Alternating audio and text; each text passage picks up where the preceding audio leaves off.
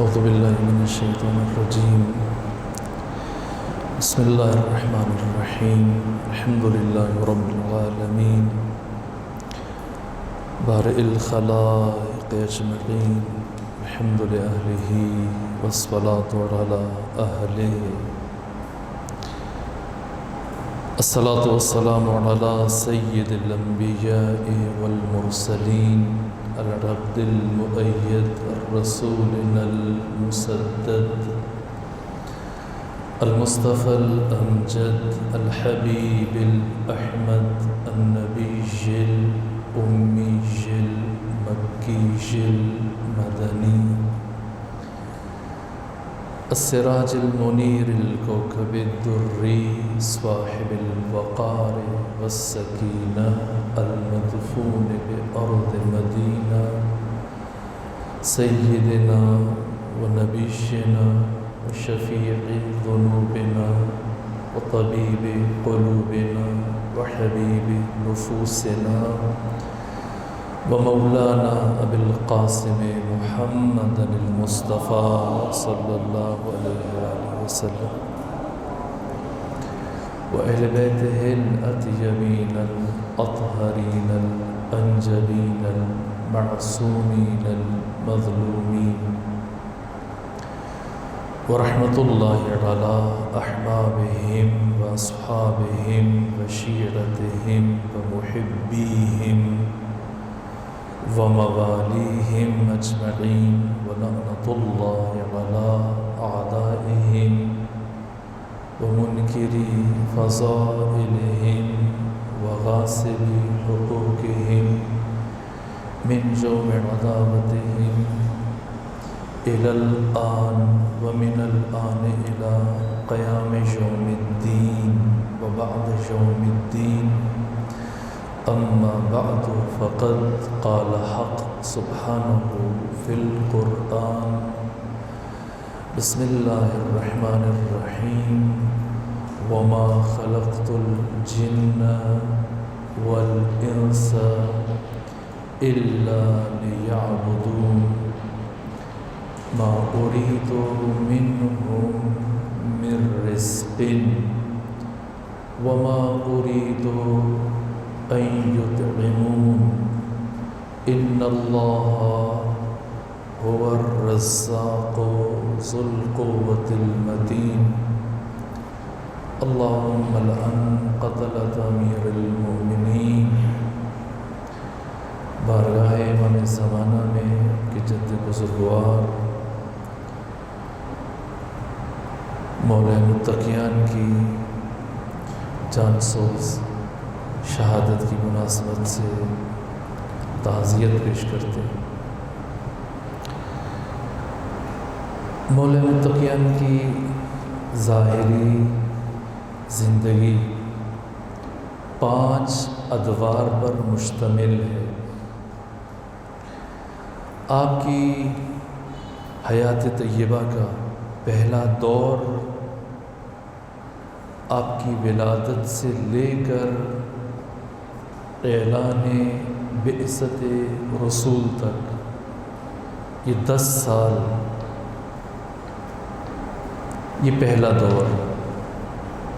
امیر المومنین کی زندگی کا دوسرا دور اعلان بعثت رسول سے لے کر ہجرت مدینہ تک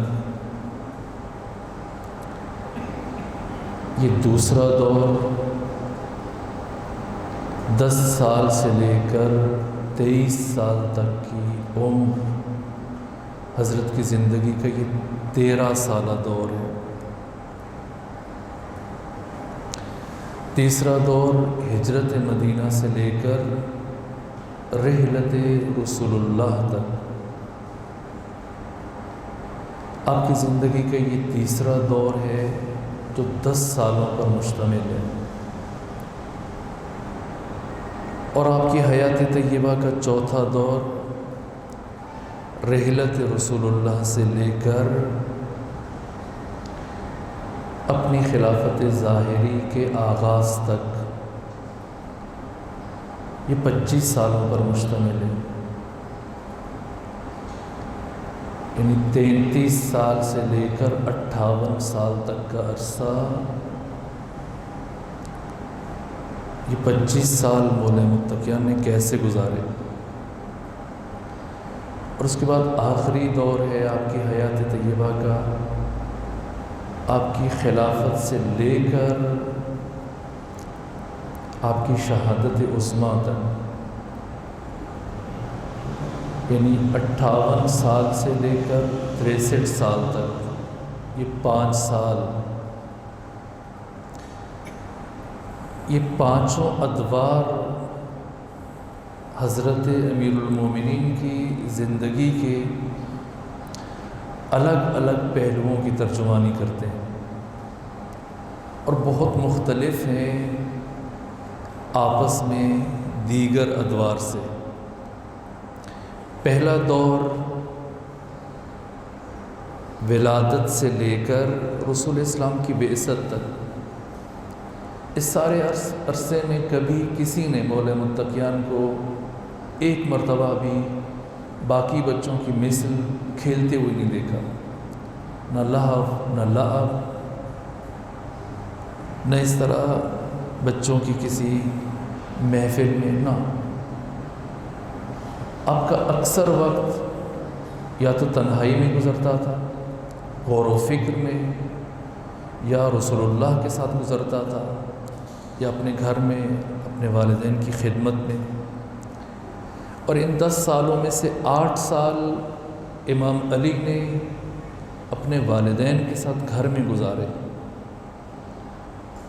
اور 2 سال یعنی جب امام علی 6 سال کے تھے تو رسول اسلام کے گھر چلے گئے تھے، اور جب 8 سال کے ہوئے تب رسول اسلام کے گھر سے واپس اپنے گھر آئے۔ یہ 2 سال خالصتاً رسول اللہ کے ساتھ رہے۔ اس کے بعد آپ کے لڑکپن کا آغاز ہے، آپ کی نوجوانی کا آغاز ہے، اور ادھر سے رسول اسلام کی نبوت کا آغاز ہوا۔ نہج البلاغہ میں یہ تمام کلمات موجود ہیں۔ امیر المومنین فرماتے ہیں کہ جب پہلی وحی اتری غار حرا میں قلب رسول اللہ پر، تو میں نے اس وحی کی آواز سنی۔ پیغمبر بھی فرماتے ہیں علی جو میں سنتا ہوں وہ تم سنتے ہو، جو میں دیکھتا ہوں وہ تم دیکھتے ہو۔ یہاں تک کہ امیر المومنین فرماتے ہیں کہ جب پہلی وحی نازل ہوئی تو میں نے شیطان کی چیخ کی آواز بھی سنی۔ یہ جملہ بھی نہج البلاغہ میں موجود ہے۔ اس کے 3 سال گزرنے کے بعد جب یہ آیت نازل ہوئی وَانْصُرْ عَشِيرَتَكَ الْأَقْرَبِينَ، اور پیغمبر نے، خاندان نے عبد المطلب میں سے 40 معزز بڑے افراد کو دعوت دی، جس میں 3.25 سیر گندم، 1 ران گوسفند کی، اور 1 مقدار اناج۔ یہ مختصر کھانا جس پہ سب ہنس رہے تھے، بالخصوص ابو لہب کی کیسے پورا ہوگا، لیکن ایسی برکت تھی کہ اس میں سے 40 افراد کے سیر ہو جانے کے باوجود بچ رہا۔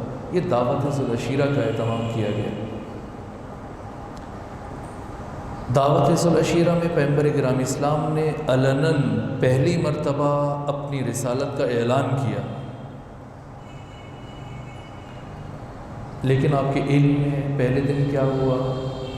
ابو لہب اٹھا، شور مچایا، محمد یقیناً تم نے ہمیں یہاں اسی لیے بلایا تھا، ہم پر جادو کرنے کے لیے۔ خود بھی اٹھا، باقیوں کو اٹھا کے چلا گیا۔ دوسرے دن بھی یہی ہوا، لیکن تیسرے دن جب اس نے اٹھنا چاہا تو اس کے قریب میں پہلے سے ہی ابو طالب عمران تشریف فرما تھے۔ ادھر ابو لہب کھڑے ہونے لگا، دوسری طرف ابو طالب عمران نے ابو لہب کی گریبان میں ہاتھ ڈالا اور پوری طاقت سے ابو لہب کو نیچے کھینچا، اور ابو لہب اپنی ساری طاقت اور زور صرف کرنے کے باوجود کھڑا نہ ہو سکا۔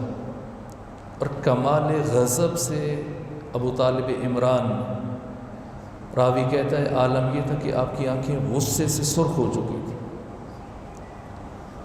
کہا اے ابو لہب، اب ابو طالب تمہیں اس وقت تک یہاں سے ہلنے نہیں دے گا جب تک کہ میرے بھتیجے محمد کا خطاب مکمل نہ ہو جائے۔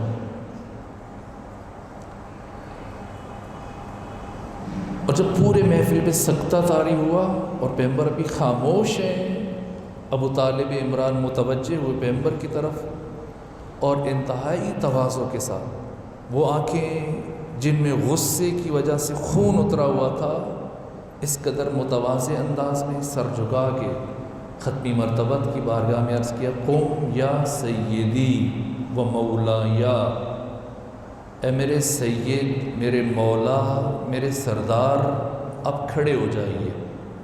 فتکلم مما تحب، اور جو جی میں آئے کہیے، وبلغ رسالت ربک، اور اپنے رب کی رسالت کی تبلیغ کیجیے۔ اس موقع پہ رسول اسلام کھڑے ہوئے اور کہا، اے اولاد عبد المطلب، میں تمہارے لیے ایسا پیغام لے کے آیا ہوں کہ جو تمہیں دنیا اور آخرت میں سعادت مند بنائے گا۔ اور اس کے بعد اعانت اور نصرت طلب کی اور فرمایا، من یعاذرنی فی ھذا الامر هو اخی و وصیجی و خلیفتی من بعدی۔ خدا کی وحدانیت کا بیان کیا، اپنی رسالت کو بیان کرنے کے بعد کہا کہ جو اس امر رسالت میں میری اعانت کرے گا، مدد کرے گا، نصرت کرے گا، وہ میرا بھائی ہوگا، میرا جانشین ہوگا، میرا وصی ہوگا اور میرا خلیفہ ہوگا۔ اس دن اس پوری محفل میں سے تنہا ایک بچہ اٹھ کے کھڑا ہوتا ہے۔ کون؟ علی ابن ابی طالب۔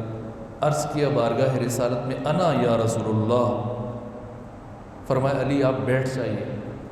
اور اس کے بعد پیغمبر نے دوبارہ امید بھری نظروں سے پورے مجمع کی طرف دیکھا، کوئی نہ کھڑا ہوا، یہاں تک کہ دوبارہ امیر المومنین علی کھڑے ہوئے، پھر وہی کلمات دہرائے جس کے جواب میں رسول اللہ نے فرمایا کہ انت ولی و اخی و وصی فی الدنیا والآخرہ۔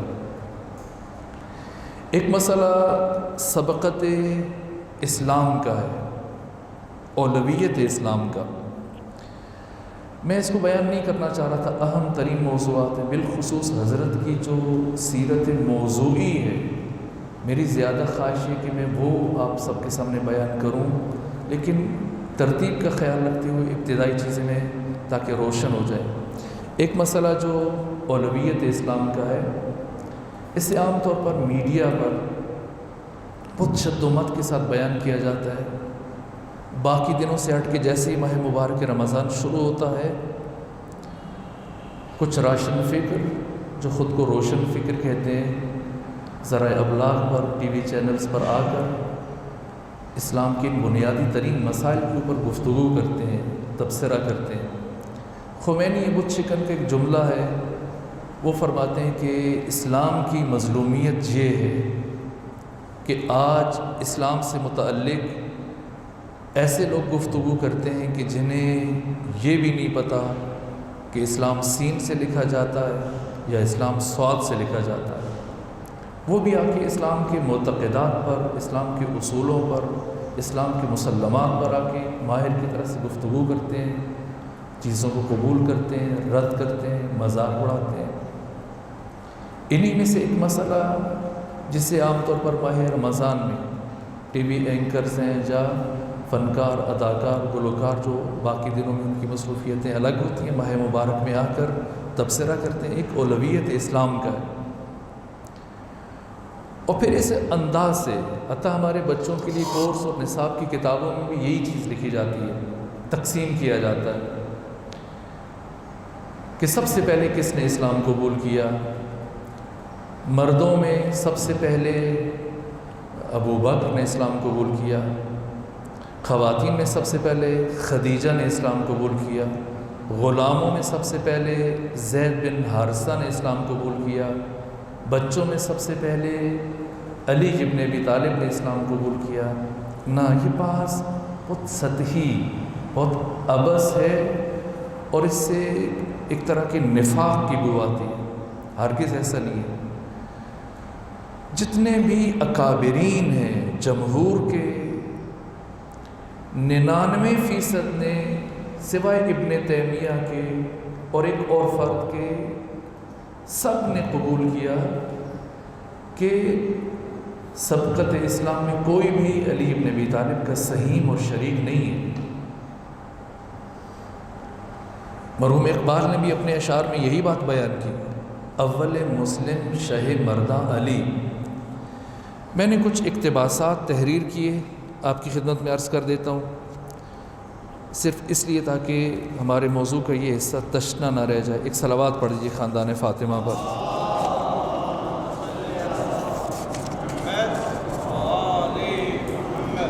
حالت روزہ میں ایسی کیفیت نہیں ہوتی کہ حواس پوری طرح سے جمع ہو، اس لیے میں نے یہ تحریر کر دیا تاکہ کوئی اہم بات رہ نہ جائے. اس میں سے اگر آپ کچھ لکھنا چاہیں تو لکھ لیجیے گا. پہلی بات، کل مولود یولد علی الفطرہ، امام صادق کی یہ حدیث ہے.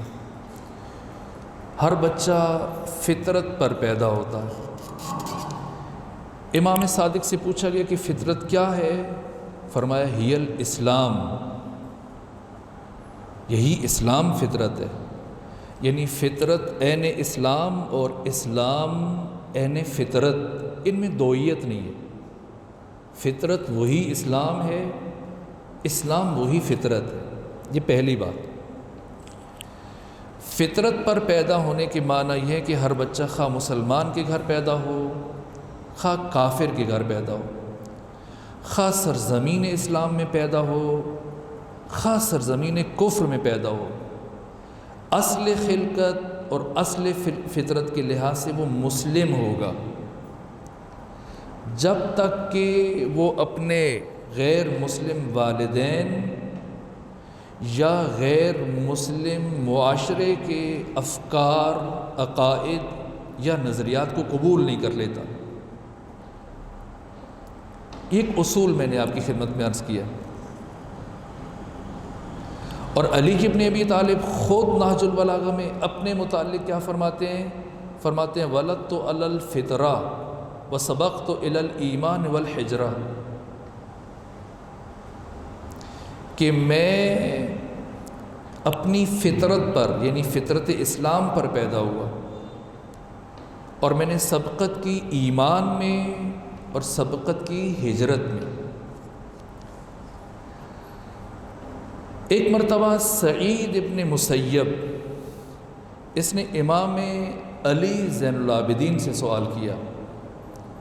کہا کہ علی زین العابدین بتائیے آپ کے دادا علی نے کب اسلام قبول کیا، کس عمر میں اسلام قبول کیا، کب ایمان لے کے آئے؟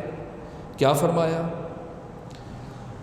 امام سجاد نے فرمایا کیا وہ کبھی کافر بھی رہے جو پوچھتے ہو کہ کب اسلام قبول کیا؟ ہاں. یہ امام سجاد کے الفاظ ہیں.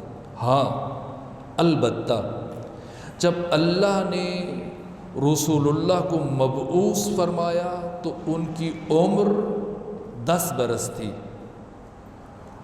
وَلَمْ يَكُنْ يَوْمَئِذٍ كَافِرًا، اور جس لمحے رسول نے اپنی بعثت کا اعلان کیا تو میرے دادا علی کافر نہ تھے. اس کا مطلب یہ کہ فطرت اسلام پر تھے اور وہی تسلسل آگے بڑھا. پھر یہاں پر جو بات کی جاتی ہے اسلام قبول کرنے کی، یا جو کہا جاتا ہے یہ مجازن ہے. ایک ایسا انسان جو فطرت اسلام پہ پیدا ہو، میں حضرت کے روحانی مراحل اور مدارج سے الگ تاریخی بات کر رہا ہوں، ورنہ میرا عقیدہ اس سے بالاتر ہے اور میرا عقیدہ خود قرآن اور احادیث سے مستنبط ہے، لیکن میں تاریخی زاویہ دید سے بات کر رہا ہوں. امام علی علیہ السلام کو اگر سابق الاسلام اور اول مسلم کہا جاتا ہے تو اس اعتبار سے کہ انہوں نے پیغمبر کے اعلان رسالت کے بعد سب سے پہلے تصدیق رسالت کرتے ہوئے اظہار اسلام کیا، اس معنی میں اول مسلم. جو اقبال نے کہا کہ اول مسلم شہ مرداں علی. یہاں پر ایک روایت ہے اسماعیل بن ایاس بن عفیف یہ کہتے ہیں کہ میں نے اپنے دادا عفیف سے پوچھا، اپنے دادا عفیف سے سنا، انہوں نے بتایا کہ میں تجارت کی غرض سے مکہ آتا جاتا تھا اور عباس بن عبد المطلب کے ہاں مہمان ٹھہرتا تھا۔ ایک دفعہ جب میں تجارت کے لیے گیا اور عباس بن عبد المطلب کے ہاں مہمان ٹھہرا تو میں کعبہ کی طرف سے گزر رہا تھا تو میں نے دیکھا کہ ایک خوبصورت اور وجیح نوجوان آسمان کی طرف دیکھ رہا ہے، یہاں تک کہ آسمان کی طرف دیکھنے کے بعد اس نے اپنا سر جھکایا اور پھر خانہ کعبہ کے قریب ایک مقام پر آ کے کھڑا ہوا، تکبیر کی آواز بلند کی اور اس کے چند ہی لمحوں کے بعد ایک اور نوجوان اس کے پیچھے آ کے کھڑا ہوا داہنی طرف، اور اس ساتھ ہی ایک خاتون آ کے ان دونوں جوانوں کے پیچھے کھڑی ہو گئی۔ پھر میں نے دیکھا کہ یہ انتہائی خوبصورت انداز میں کبھی جھک جاتے ہیں اور رکوع میں، کبھی سجدے میں چلے جاتے ہیں۔ عباس بن عبد المطلب میرے قریب تھے، میں نے ان سے استفسار کیا، عباس یہ کون لوگ ہیں اور یہ حسین انداز میں عبادت کر رہے ہیں، کون ہے یہ؟ کہ عباس نے کہا کہ یہ سب سے آگے جو جوان کھڑا ہے یہ میرے بھائی عبداللہ بن عبد المطلب کا بیٹا ہے، اور ان سے پیچھے یہ بھی میرا بھتیجا علی ابو طالب کا بیٹا ہے، اور ان دونوں کے پیچھے جو خاتون کھڑی ہیں یہ خدیجہ بنت خویلد میرے بھتیجے محمد کی زوجہ ہیں، اور یہ تینوں اپنے طریقے سے اپنے رب کی عبادت کر رہے ہیں۔ عفیف زندگی بھر یہ کہا کرتے تھے اور حسرت کیا کرتے تھے کہ اے کاش، اچھا یہاں پر عباس بن عبد المطلب نے جو جملہ کہا آخر میں، اسے طبری نے اپنی کتاب کی تاریخ کی دوسری جلد میں صفحہ 65 پہ ذکر کیا، وَإِمَ اللَّهِ، اللہ کی قسم اٹھائی عباس نے اور کہا ما اعلم علی ظہر الارض کلھا، میں نہیں جانتا پورے کرۂ ارض پر احد، کوئی ایک فرد علی ھذا الدین، اس دین پر ہو، غیر ہؤلاء الثلاثہ، جو دین ان تین کا ہے، یعنی پورے روئے زمین پر اس وقت تک جتنا میرے علم میں فقط یہ تین فرد اس دین پر باقی ہیں، قائم ہیں۔ عفیف جب مسلمان ہو گئے تو حسرت سے یہ کہا کرتے تھے کہ لیتنی، اے کاش، کنت آمنت یومئذ، کاش میں بھی اسی دن ان کو دیکھ کے مسلمان ہو گیا ہوتا، فکنت ثالثا، تو میں بھی اسلام میں تیسرا بن سکتا، ایک علی دوسرے خدیجہ، کاش تیسرا میں بھی بن سکتا۔ اس کا مطلب کوئی بھی اس شرف میں علی ابن ابی طالب کے ساتھ شریک نہیں ہے۔ یہ جو کہا جاتا ہے کہ مردوں میں ابو بکر ابن قحافہ نے اسلام قبول کیا سب سے پہلے، اس بات کی کوئی سند نہیں ہے۔ تاریخ کی تمام کتابوں میں سے جو معروف ترین اور مشہور ترین کتاب ہے تاریخ کی، یہ تاریخ طبری ہے۔ تمام مسلمان تاریخ میں سر فہرست اس کو مانتے ہیں، لہٰذا میں زیادہ حوالوں کی بجائے اسی طبری کا حوالہ عرض کرتا ہوں۔ محمد بن سعد بن ابی وقاص کا بیٹا، عمر ابن سعد کا بڑا بھائی روایت کر رہا ہے طبری میں، جلد 2 صفحہ نمبر 60، کہا کہ میں نے اپنے باپ سے پوچھا، محمد بن سعد اپنے باپ سعد بن ابی وقاص سے دریافت کرتا ہے، اکانا ابو بکر اولکم اسلاما، معذرت، کیا آپ لوگوں میں سے ابو بکر نے سب سے پہلے اسلام قبول کیا؟ فقال لا، اب دیکھ لیجئے، میں پوری ذمہ داری سے عرض کر رہا ہوں، تاریخ کی کسی کتاب میں یہ درج نہیں ہے، کسی صحابی کا قول نہیں ہے کہ عبداللہ بن عثمان بن عامر ابن ابو قحافہ، ابو بکر نے سب سے پہلے اسلام کو قبول کیا، حتیٰ خود اس کے خلاف قول ہے۔ سعد بن ابی وقاص، جسے برادران اہل تسنن عشرہ مبشرہ میں سے تسلیم کرتے ہیں، اور تاریخ کی سب سے مشہور اور معروف کتاب طبری دوسری جلد صفحہ نمبر 60 میں یہ بیان کیا گیا، کہا کہ فقال اللہ نہیں وَلَقَدْ أَسْلَمَ قَبْلَهُ أَكْثَرُ مِنْ 50، بلکہ ان سے پہلے کم از کم 50 افراد اسلام لا چکے تھے۔ یہ بات سرے سے، یہ تقسیم سرے سے باطل ہے، یہ بات غلط ہے۔ میں یہ بات کبھی نہ کہتا چونکہ یہ تقسیم کی جاتی ہے اور اس تقسیم سے ایک نفاق کی بو آتی ہے۔ مولا متقیان کے اس امتیاز کو ایک طرح سے ختم کرنے کی کوشش کی جاتی ہے، اس لیے میں نے یہ عرض کر دیا، یہ تقسیم باطل ہے، ایسا نہیں ہے۔ ابن تیمیہ نے یہاں پر ایک بات کی کہ ایک بچہ اگر اسلام لے کے آ جائے تو اس اسلام کی کوئی حیثیت نہیں ہے۔ یہ بہت ہی گزاف بات ہے، بہت ہی ناروا بات ہے کہ یہ بے حیثیت اسلام تھا۔ اور ابن تیمیہ کی کلمات کے مطابق گویا علی ابن ابی طالب کا اسلام لانا یا اسلام نہ لے کے آنا مساوی۔ اگر ایسے ہے تو پیغمبر نے خود علی ابن ابی طالب، اگر کسی بچے کا اسلام حیثیت نہیں رکھتا تو آپ کو اسلام کی دعوت کیوں دی؟ اور اگر دعوت دینے پر علی ابن ابی طالب اسلام لے کے آ رہے ہیں اور وہ بچے ہیں اور ان کا اسلام اہمیت نہیں رکھتا، تو جب علی بڑے ہو گئے، بالغ ہو گئے، تو اس وقت اسلام کی تجدید کیوں نہیں فرمائی؟ دو باتیں، ایک عمل، ایک عقیدہ۔ اسلام کے اعمال پر، فروعات پر عمل کرنے کے لیے بلوغت شرط ہے، نہ کہ اعتقادات میں بلوغت شرط ہے، یہ پہلی بات۔ اور دوسری بات، یہ بلوغت کی شرط کب آئی ہے؟ مکہ میں احکام دین پر عمل کرنے کے لیے بلوغت کی شرط نہیں تھی۔ یہ شرط کب آئی ہے؟ میں کچھ چیزیں آپ کے لیے، چونکہ یہ بنیاد ہے، باقی 8-10 دنوں میں، 12 دنوں میں ہمارے لیے آسانی ہو جائے گی۔ ذرا سا میں آپ کو یہ عرض کر دیتا ہوں کہ پہلی ہجری سے لے کر مکہ کا دور ہم ہٹا دیتے ہیں، اس کو بعد میں بیان کریں گے۔ پہلی ہجری سے لے کر 10ویں ہجری تک کون کون سے اہم واقعات رونما ہوئے، یہ آپ محفوظ کر لیجئے۔ ان میں سے کم از کم 20 سوال بنتے ہیں، جن میں سے 10 تو بہرحال آپ کے امتحان میں ضرور آئیں گے انشاءاللہ العزیز، چونکہ یہ اہم ہے۔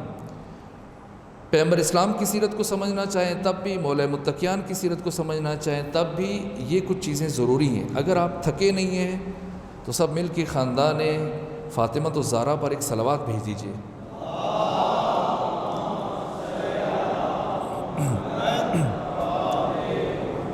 یہ چیزیں اپنے حافظے میں بھی محفوظ کر لیجئے، تحریر بھی کر لیجئے، آپ کو سیرت میں جا بجا یہ چیزیں مفید ہوں گی، کام آئیں گی، جب خصوصاً تاریخی واقعات کا آپ خود سے تجزیہ کریں گے، تحلیل کریں گے۔ ہجرت کے پہلے سال میں عبداللہ بن سلام، معروف یہودی عالم، اس نے اسلام قبول کیا۔ دوسرا کام کیا ہوا؟ مسجد نبوی کی تعمیر ہوئی۔ تیسرا کام، پنجگانہ نمازوں میں 7 رکعتوں کا اضافہ ہوا۔ مکہ میں 10 رکعتیں پڑھی جاتی تھیں، 2 صبح کی، 2 ظہر کی، 2 عصر کی، 2 مغرب کی اور 2 عشاء کی۔ ہجرت کے پہلے سال 7 رکعتوں کا اضافہ ہوا۔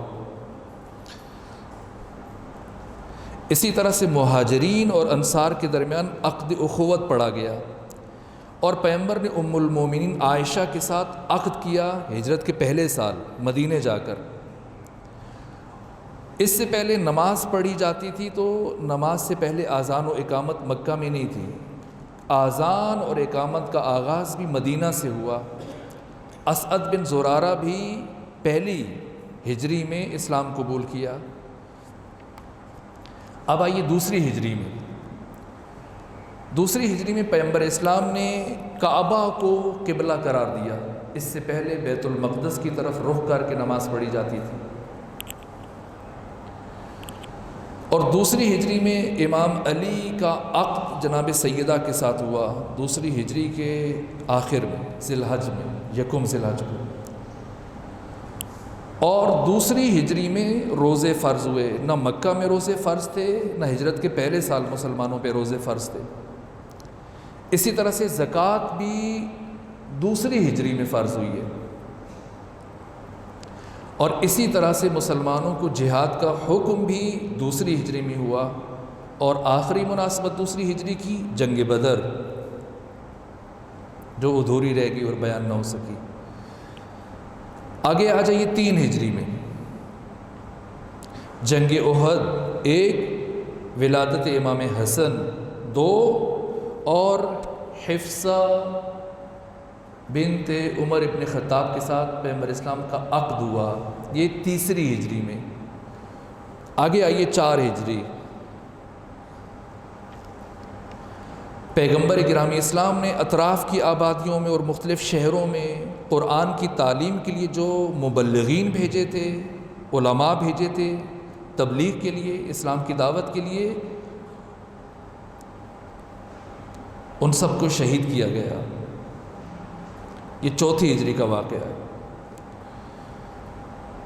اسی طرح سے بنی نذیر کو پیغمبر اسلام نے، جو انہوں نے پیغمبر کے قتل کی پلاننگ کی تھی، آپ نے ان کی تبعید کا حکم دیا۔ اور چوتھی صدی ہجری کے اہم واقعات میں سے ایک یہ ہے کہ پیغمبر گرامی اسلام نے شراب کو حرام قرار دیا۔ اور چوتھی ہجری میں امام حسین علیہ السلام کی ولادت ہوئی۔ اور اس کے علاوہ پیغمبر نے ام سلمہ کے ساتھ عقد کیا، یہ چوتھی ہجری میں۔ آئیے پانچویں ہجری میں، زینب بنت حجش کے ساتھ پیغمبر گرامی اسلام کا عقد ہوا۔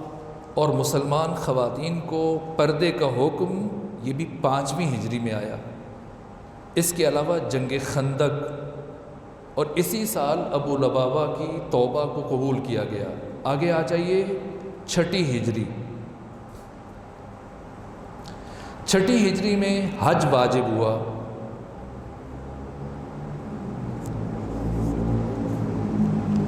اور صلح حدیبیہ چھٹی ہجری میں۔ آگے آئیے ساتویں ہجری میں، ایک تو جنگ خیبر فتح ہوئی، قلعہ خیبر اکھاڑا گیا۔ اور 15 سال کے بعد پہلی ہجرت جو مسلمانوں نے کی تھی حبشہ کی طرف، حبشہ سے جو مسلمان واپس آئے 15 سال کے بعد، یہ بھی 7ویں ہجری میں۔ اور یہودیہ خاتون کے توسط سے پیغمبر گرامی اسلام کو زہر دیا گیا۔ اس کے علاوہ ایک بہت اہم کام ہوا 7ویں ہجری میں، 185 ملکوں اور بڑے شہروں کی طرف پیغمبر نے اسلام کی دعوت اور تبلیغ کے خطوط اور اپنے نمائندے بھیجے۔ 8ویں ہجری میں آ جائیے، جنگ موتا، جس میں جناب جعفر طیار، زید ابن حارثہ اور عبداللہ بن رواحہ جیسی عظیم شخصیات شہید ہوئیں۔ دوسرے نمبر پر فتح مکہ، نمبر 3 جنگ حنین، نمبر 4 غزوہ طائف، نمبر 5 غزوہ ذات السلاسل۔ اس اعتبار سے سب سے زیادہ جنگیں 8ویں ہجری میں ہوئیں۔ 9 اور 10، 9 ہجری میں جنگ تبوک ہوئی۔ 32 قبیلوں کے نمائندے پیغمبر کے پاس آئے، آپ کے ساتھ گفتگو کی اور نتیجے میں اسلام قبول کیا۔ اس سال کو عام الوفود کہا جاتا ہے، یعنی وفد آئے ہر طرف سے پیغمبر گرامی اسلام کی خدمت میں۔ آج زیادہ ہو گیا لکھنے کا کام، کل انشاءاللہ لکھنے سے متعلق نہیں ہوگا، بیان کر دیں گے زیادہ چیزیں۔ اسی طرح سے سورہ مبارکہ براءت، سورہ توبہ کی تبلیغ کے لیے امیر المومنین کو بھیجا گیا۔ یہ تفصیلات ہیں، بعد میں بیان کر دی جائیں گی۔ اور مباہلہ، یہ بھی پیغمبر کی وفات سے 1 سال پہلے 9 ہجری میں واقع ہوا۔ اب آئیے 10 ہجری، کیونکہ 11 ہجری کے اوائل میں پیغمبر کی وفات ہو گئی۔ 10 ہجری میں حجاز کے لوگ تیزی سے اسلام کی طرف بڑھے، جو جمود اور رکود تھا وہ ٹوٹا۔ 3 افراد جنہوں نے پیغمبر کو قتل کرنے کی کوشش کی اس میں ناکام ہوئے، اور خم غدیر،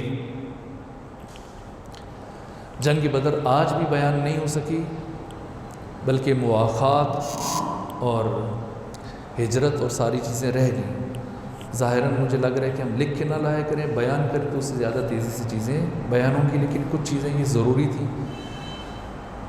جنگ بدر کا میں نے کل آپ کی خدمت میں عرض کیا تھا کہ 2 ہجری 17 رمضان المبارک کو یہ جنگ لڑی گئی۔ 950 سے لے کر 1000 مشرکین مکہ سے پیغمبر گرامی اسلام اور مسلمانوں کے مقابلے میں آئے۔ ادھر سے 313 مسلمان تھے، جن میں سے 77 مہاجرین تھے، مکہ سے آئے ہوئے مسلمان، اور 236 انصار تھے۔ مشرکین کے پاس 700 اونٹ اور 300 گھوڑے تھے، مسلمانوں کے پاس کل 2 گھوڑے تھے اور چند تلواریں تھیں۔ پیغمبر اسلام نے اپنے صحابہ کی کیفیت کو دیکھنے کے لیے مشورہ لیا کہ بتاؤ کیا کروں، جنگ کریں، عقب نشینی کریں، مدینہ میں پناہ گزین ہو جائیں۔ بہت سارے افراد نے، جن میں سے برجستہ ترین ابو بکر ابن قحافہ اور عمر ابن خطاب، انہوں نے منع کیا کہ جنگ نہ کی جائے، شکست یقینی ہے۔ صحیح مسلم کے مطابق پیغمبر نے ان 2 افراد کی بات سن کے اپنا رخ پھیر لیا، دکھی ہوئے۔ جب پیغمبر کے چہرے پر تلخی دیکھی رسول اللہ کے ایک اور صحابی مقداد بن اسود نے، تو وہ اٹھ کے کھڑے ہوئے کہ یا رسول اللہ اطمینان رکھیے، ہم بنی اسرائیل کی طرح ہرگز آپ سے یہ نہیں کہیں گے کہ فَاذْهَبْ أَنْتَ وَرَبُّكَ فَقَاتِلَا إِنَّهَا هُنَا قَاعِدُونَ، بلکہ ہم آپ سے یہ کہیں گے کہ فَاذْهَبْ أَنْتَ وَرَبُّكَ فَقَاتِلَا وَنَحْنُ مَعَكُمْ مُقَاتِلُونَ۔ ایسا نہیں ہے جیسے یہودیوں نے کہا کہ موسیٰ آپ چلے جائیے، اپنے رب کو لے کے چلے جائیے، دونوں جا کر وہاں پر لڑ لیجئے، ہم یہاں سے ہلنے والے نہیں ہیں۔ ہم یہ کہیں گے کہ آپ بھی چلیں اپنے رب کے ساتھ اور ہم بھی آپ کے ساتھ ہیں، اور جب تک ہم میں سے آخری فرد زندہ ہے ہم آپ کا ساتھ نہیں چھوڑیں گے۔ اسی طرح سے انصار میں سے سعد بن عبادہ کھڑے ہوئے اور انہوں نے بھی خوبصورت گفتگو کی، جس کے بعد پیغمبر مسکرائے اور فرمایا کہ اب میں کفر کے سرداروں کے گرنے کی جگہیں دیکھ رہا ہوں۔ جس کے بعد پھر عتبہ، شیبہ اور ولید لشکر مشرکین کی طرف سے آئے، اور اس طرف سے پہلے انصار گئے تھے۔ پھر آپ کے علم میں ہے، کل جیسا میں نے عرض کیا، جناب حمزہ ابن عبد المطلب، جناب عبیدہ بن حارث بن عبد المطلب اور علی ابن ابی طالب، یہ 3 افراد کے پہلے مرحلے میں سامنا ہوا ولید اور علی ابن ابی طالب علیہ السلام کا۔ وہ تیزی سے دیوانہ وار آیا حضرت کی طرف حملہ کرنے کے لیے، حضرت نے اس کے وار کو رد کیا اور تلوار نہیں چلائی بلکہ ایک تیر مارا جو اس کے باہنے بازو کی طرف لگا، اور تیر سے وہ گھائل ہو گیا بری طرح سے، کیونکہ سینے سے قریب تر تھا، دل سے قریب تھا۔ یہ دوڑا اپنے باپ عتبہ کے پاس پناہ لینے کے لیے، لیکن امیر المومنین بجلی کسی سرعت کے ساتھ، اس سے پہلے کہ یہ اپنے باپ کی آغوش میں جا کے گرے، امیر المومنین نے ایسا وار کیا اس کے سر پہ کہ اس کا یہ سارا کندھا بغل تک نیچے کٹ کے گر گیا اور یہ موت کی آغوش میں جا پہنچا۔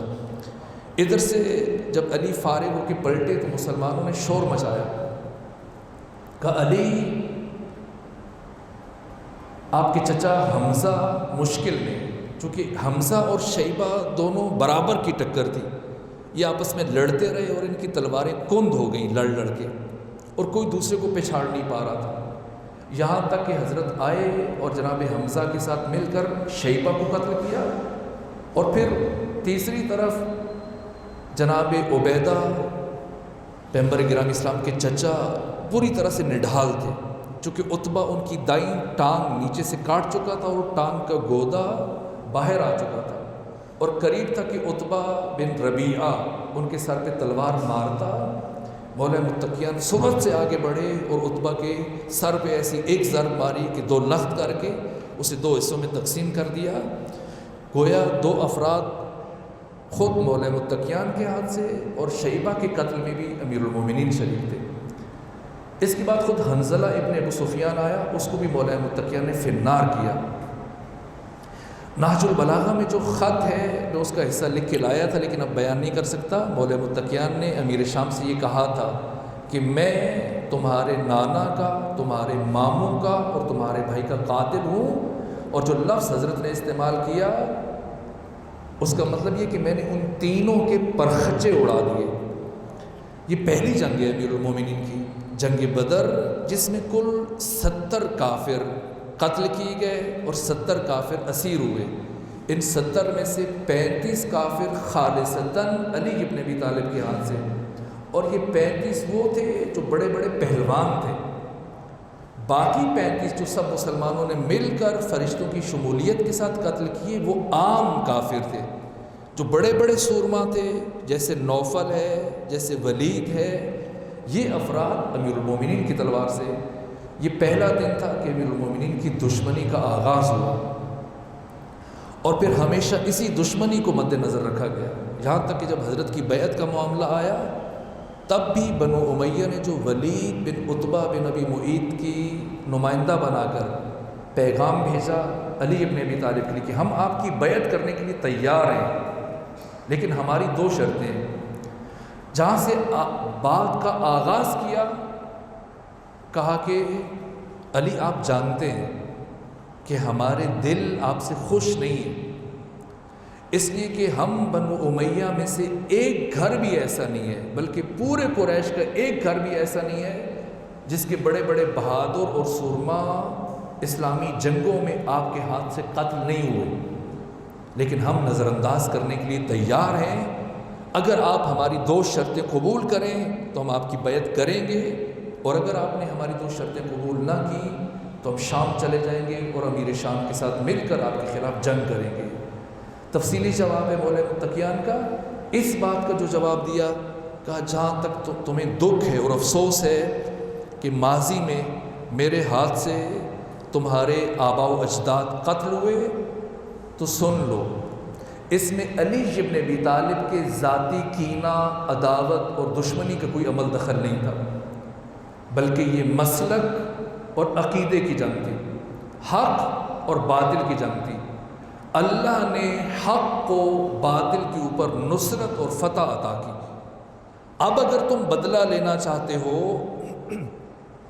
اور خون بہا لینا چاہتے ہو تو جاؤ حق کے پاس کہ اس نے کیوں باطل کو نیست و نابود کیا۔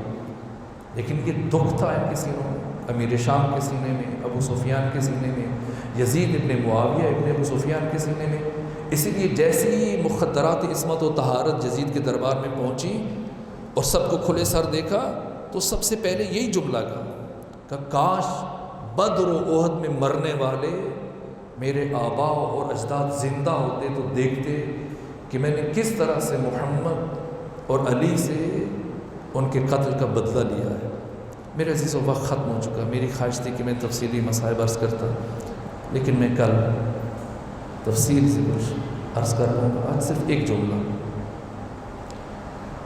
آج کا دن تاریخ اسلام کا ناقابل فراموش دن ہے۔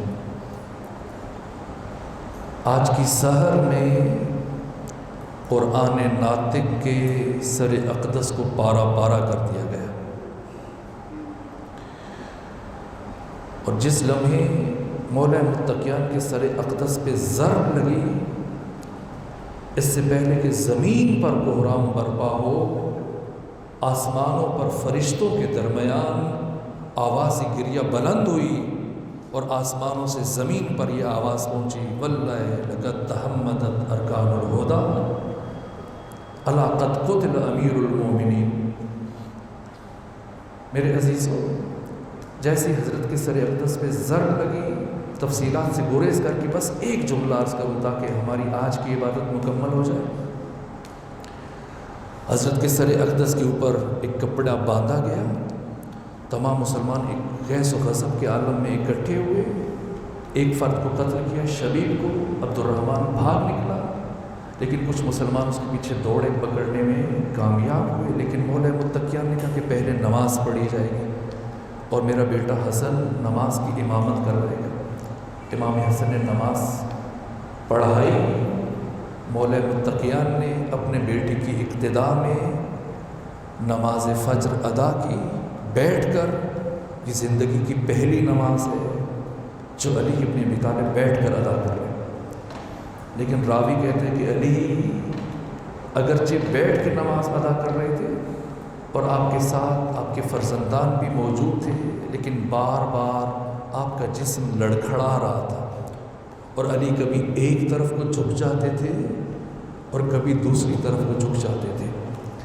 اس کے کچھ لمحوں کے بعد عبد الرحمن ابن ملجم مرادی کو لایا گیا، اور علی امیر المومنین نے پہلا سوال پوچھا کہ ابن ملجم بتاؤ، کیا میں تمہارا اچھا امام نہیں تھا؟ مولا متقیان نے محسوس کیا کہ عبد الرحمن بول نہیں پا رہا ہے، خوف کی وجہ سے بات نہیں کر پا رہا ہے، اور چونکہ بھاگ گیا تھا اس لیے اب جو اسے لایا گیا تھا تو رسیوں میں باندھ کے لایا گیا تھا۔ دیکھا موت کے ڈر سے اس کے ہونٹ خشک تھے۔ تاریخ بشر امیر المومنین کا یہ اخلاقی معجزہ قیامت تک فراموش نہیں کر سکتی۔ اپنے قاتل کے لیے شربت کا پیالہ منگوایا تاکہ یہ بات کرنے کے قابل ہو جائے، لیکن شربت پینے کے بعد بھی عبد الرحمن سے بولا نہیں جا رہا تھا۔ حضرت نے محسوس کیا چونکہ اسے رسیوں میں کس کے باندھا گیا ہے، فرمایا تکلیف میں ہے، اس کی رسیوں کو کھول دو۔ باقی باتیں میں کل عرض کروں گا، آج بس اسی جملے پہ اپنی بات ختم کر رہا ہوں۔ وہ علی اتنا رؤوف، اتنا رحیم، اتنا مہربان اور کریم علی، جو اپنے قاتل کو رسیوں میں جکڑا ہوا برداشت نہیں کر پا رہا، کیسے برداشت کیا ہوگا جب اسی علی کی بیٹیوں کو کوفہ اور شام کے درباروں اور بازاروں میں الا لعنۃ اللہ علی القوم الظالمین وسیعلم الذین ظلموا ای منقلب ینقلبون